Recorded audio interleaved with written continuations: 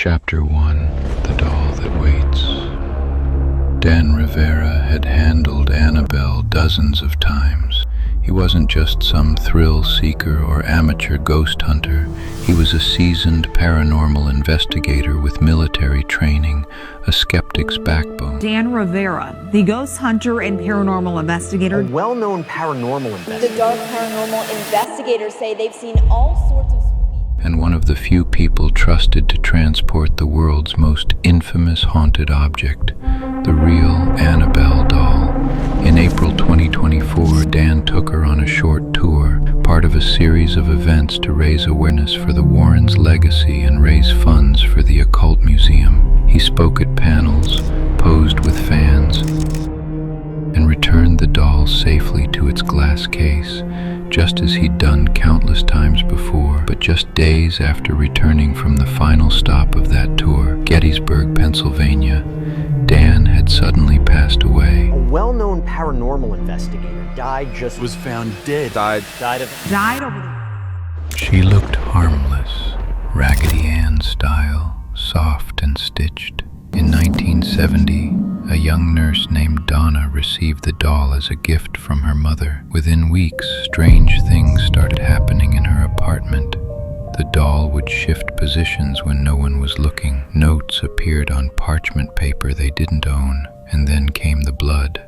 3 small red marks on the doll one day out of nowhere. A psychic told Donna and her roommate the doll was inhabited by the spirit of a young girl named Annabelle. They believed her, so they kept the doll. That was their first mistake. Not long after, one of their friends claimed the doll attacked him in his sleep.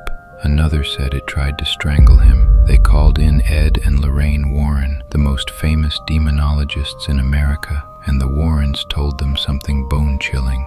The doll wasn't haunted by a little girl. It was a manipulative entity posing as one.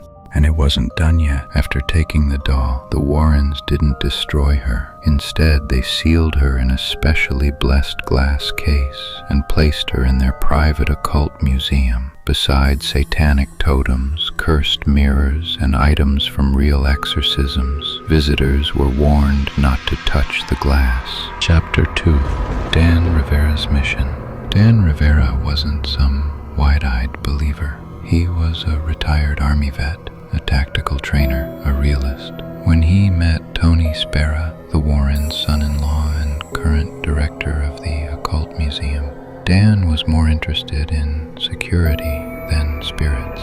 But the more time he spent with the artifacts, the more he started to feel things he couldn't explain. He was eventually trusted with the most dangerous job of all, handling Annabelle. Dan followed strict protocols: gloves, blessings, transportation in a sealed container. Everything was precise. He even trained others on how to interact with the doll, or more accurately, how not to.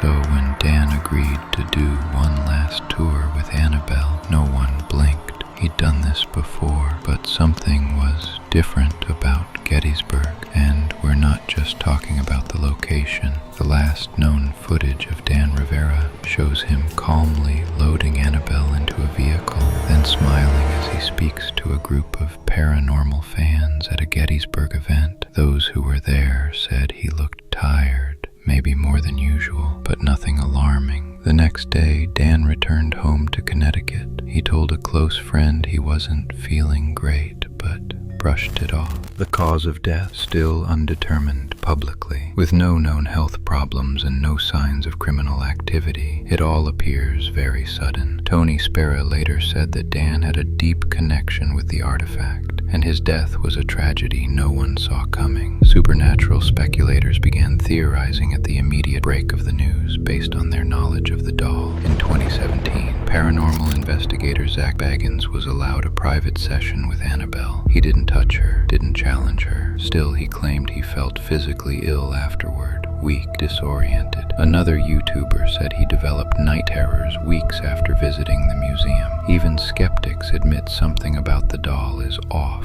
not necessarily supernatural, but definitely heavy. People around the world report feeling dizzy, cold, or anxious in her presence. So, when Dan Rivera passed away so suddenly, the community didn't hesitate to draw a line between the doll and its most frequent handler. But others weren't so convinced, because for every believer, there's someone calling it all hype.